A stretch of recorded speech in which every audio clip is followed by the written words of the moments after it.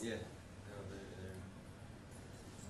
they do it. The day before. They do it, well, so it doesn't have a report, I guess. It's just easier to put that one. We've been on It's board. just what color do you want today?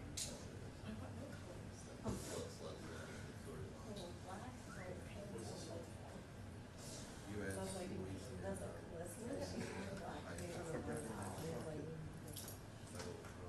No, it's funny how we do the metal detector. Nothing went on going up. I was like, wait, I have headphones on. Yes, we have to use it. You need one? It's good, it's good for 2 years. I fill out mine. Really? Before we do the final, to get your eventually. Yeah. That's That way, so that way when we come in, it's like a stop. They said they can receive text. They got mine.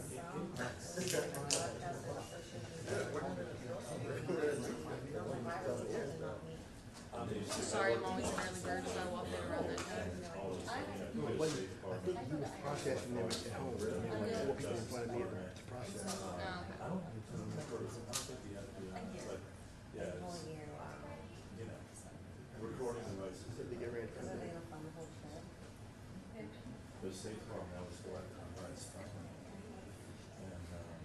I guess there was some thing that happened here in New Orleans when the president was traveling, he met with the Mexican president or something. Or some Mexican dignitary. They flipped out phones and one of the Mexicans took all the US phones. And they were like White House staff phones as well. Oh, really? Yeah, and they couldn't arrest it, and they apparently was intentional. Not really. They couldn't arrest it. It would be better than like a solid vacation by yourself. I mean, I looked at the thing ahead of time, so I knew that to get my. Heads up.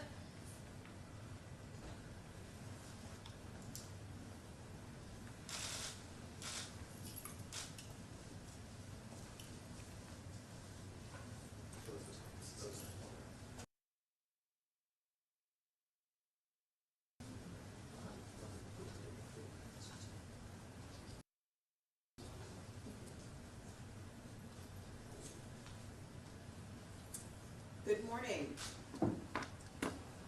My name is Kristen Clark, Assistant Attorney General for the Civil Rights Division of the U.S. Department of Justice. I am joined today by United States Attorney Ronald Gapp for the Middle District of Louisiana, United States Attorney Dwayne Evans for the Eastern District of Louisiana, and United States Attorney Brandon Brown for the Western District of Louisiana. Today, the Justice Department is opening a civil investigation into the Louisiana State Police and the state of Louisiana to determine whether the Louisiana State Police engages in a pattern or practice of violations of the Constitution or federal law. The civil investigation we are announcing today will focus on 2 main issues. First, whether the Louisiana State Police has a pattern or practice of using excessive force, and second, whether the Louisiana State Police engages in racially discriminatory policing practices against Black people and other people of color. Based on an extensive review of publicly available information provided to us, we find significant justification to open this investigation now. For example, we received information about the repeated use of excessive force, often against people who are suspected of minor traffic offenses, are already handcuffed, or are not resisting. In some cases, the injuries these individuals suffered were severe, including the death of at least one individual. There are reports that officers target Black residents in their traffic enforcement practices and in use of force. I will note that Louisiana has the second highest percentage of Black residents in the country at nearly 33%. Some of the reports include disturbing information about the use of racial slurs and racially derogatory terms by LSP troopers. There are other reports of unwarranted force after pursuits involving the use of tasers and blows to the head. Our investigation will be thorough and comprehensive. This marks the first statewide pattern or practice investigation of a law enforcement agency that the Justice Department has opened in more than 2 decades. The investigation will also involve unprecedented cooperation among the Civil Rights Division and all 3 United States Attorney's offices. We will review incident reports, body-worn camera footage, and other data and documentation collected by the department. We will also review Louisiana state policies, training materials, and supervision records, as well as documents related to systems of accountability, including how complaints are investigated and how discipline is imposed. We will meet with community members throughout the state of Louisiana, and we are opening a voicemail and email box line so that people can submit information directly to the department. We will meet with command and line staff and will participate in ride-alongs to ensure that we understand officer interactions with the community. One thing we have learned over the decades is that we must work collaboratively with the community across the state as well as with state officials. The Justice Department takes these steps in every pattern or practice investigation with the goal of ensuring that policing policies and practices are constitutional and lawful. As in every Justice Department investigation, we will follow the facts and the law wherever they lead. We have no conformed conclusions. If there is reasonable cause to believe that there is a pattern or practice of constitutional or statutory violations, we will issue a public report outlining our conclusions. If violations are found, then we will aim to work cooperatively with the state to reach an agreement on the best remedies. If an agreement cannot be reached, the Justice Department is authorized to bring a civil lawsuit seeking injunctive relief to address the violations. Today's announcement marks the 5th pattern or practice investigation opened since the start of this administration. The Justice Department's investigations into the police departments in Louisville, Minneapolis, Phoenix, and Mount Vernon, New York are ongoing, and we have secured cooperation from all of those jurisdictions. In each of these investigations, including the one that we are opening today of the Louisiana State Police, our goal is to promote transparency and accountability, which ultimately will increase public trust. I'll note that this investigation marks the 75th investigation of a law enforcement agency conducted since Congress entrusted the Department of Justice, and only the Department of Justice, with the authority to conduct pattern or practice investigations of law enforcement agencies. We take this responsibility seriously. Every American, regardless of race, has the right to constitutional policing. And we know constitutional policing is necessary to ensure public trust and to enhance public safety. We know because we have seen in our settlements across the country and over the years, work to improve real-life interactions between law enforcement and the communities they serve. Recently, for example, the independent monitor for the Seattle Police Department consent decree reported a significant decrease in the use of force since 2014, including a 60% decrease in the use of serious force.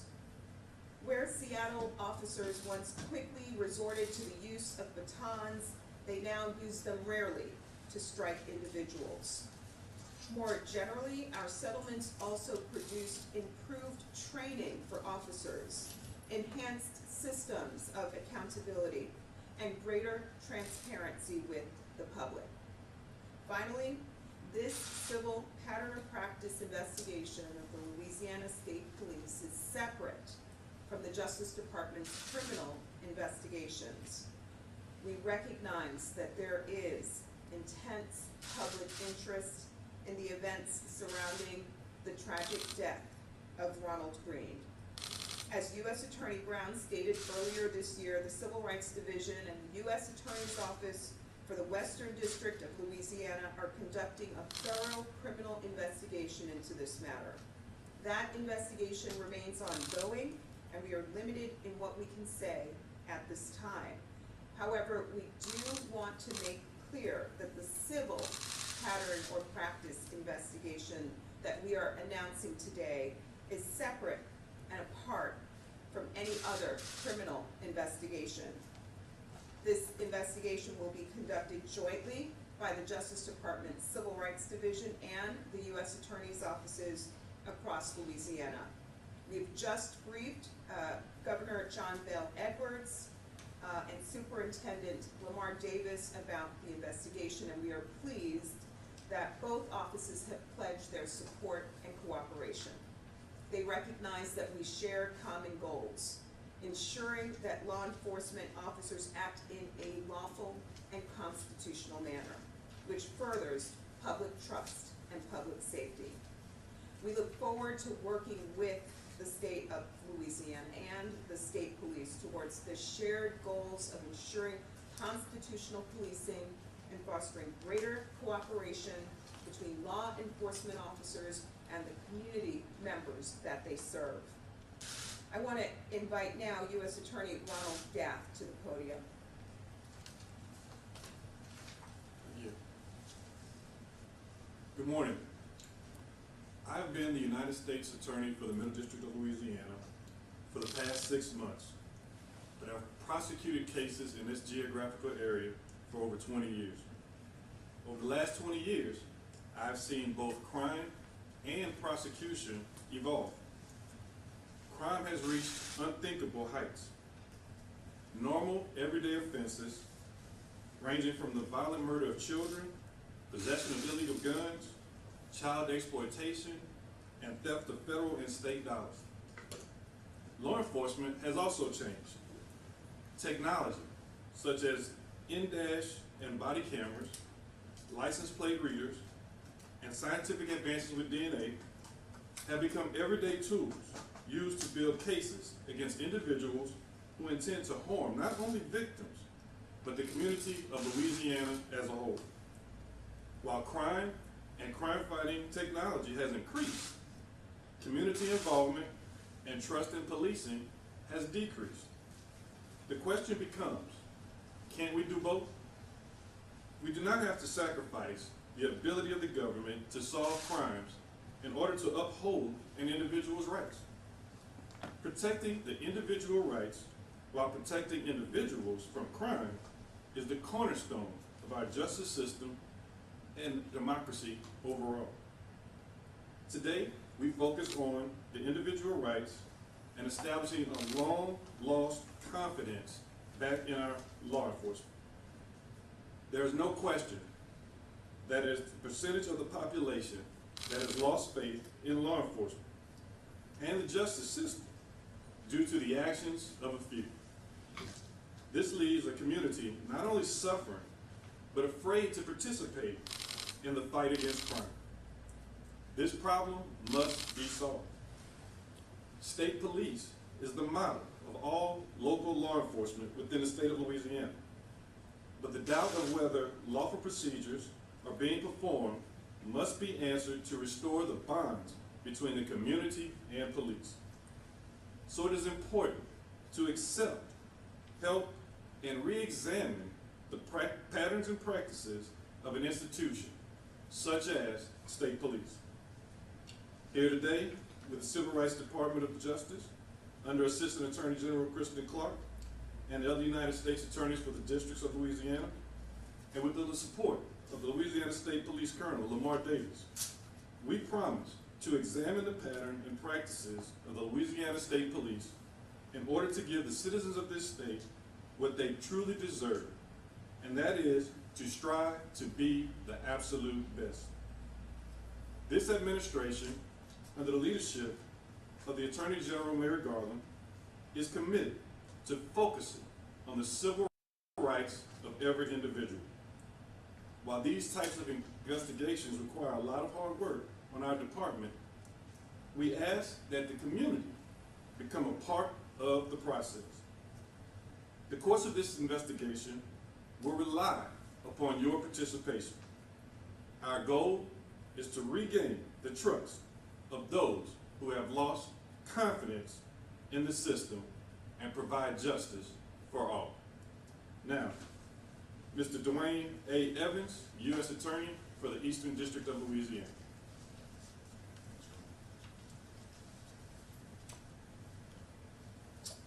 Good morning.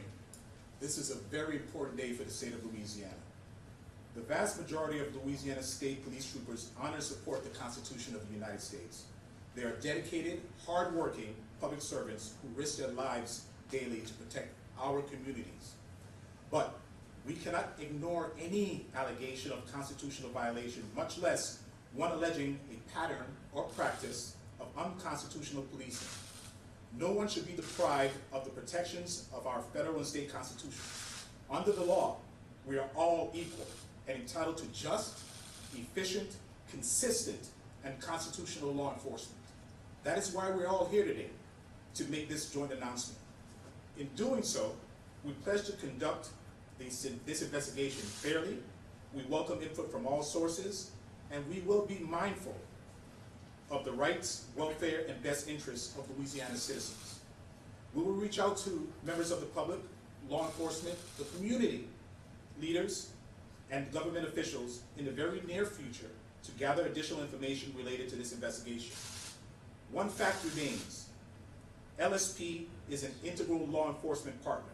Their public safety and highway patrol missions are vital to the success of our federal and state partnerships and respective crime reduction efforts. Indeed, we must all work together for the sake of all of our citizens. Know also that once this investigation is complete, our partnerships will strengthen and an even greater Louisiana State Police Department will emerge. And now I would like to introduce U.S. Attorney Brandon Brown to the stand.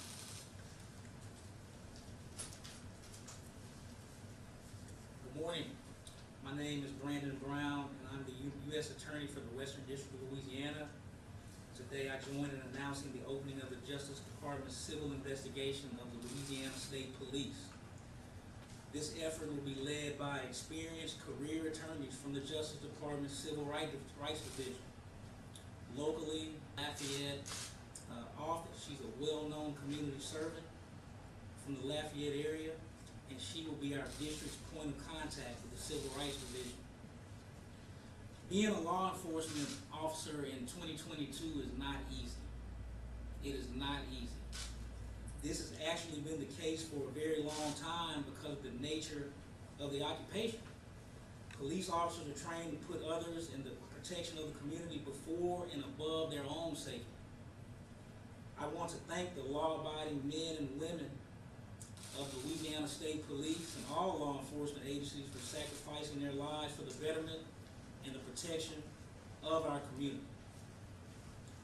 It's tough being a law enforcement officer for the reasons just mentioned, but it's compounded by those who might see themselves as being above the law, eroding the public's trust in law enforcement, and making it even more difficult for the vast majority of officers who perform their duties with honor and distinction.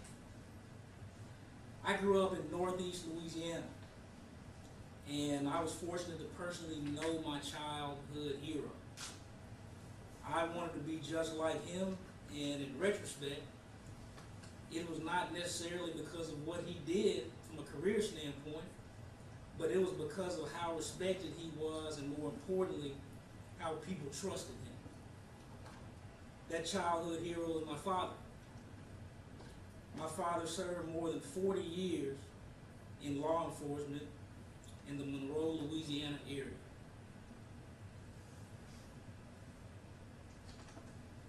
Excuse me.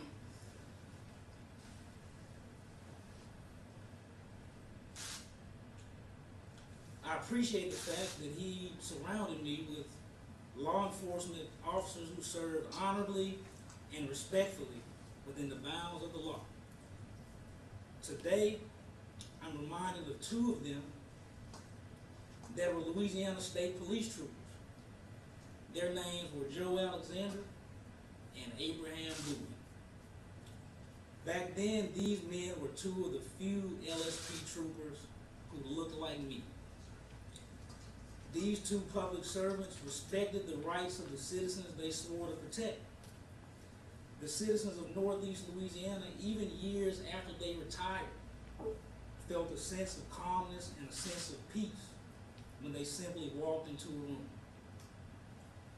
My father's partner at the Monroe Police Department was also a big part of my childhood, and something interesting about him is, to the contrary, he did not look like me.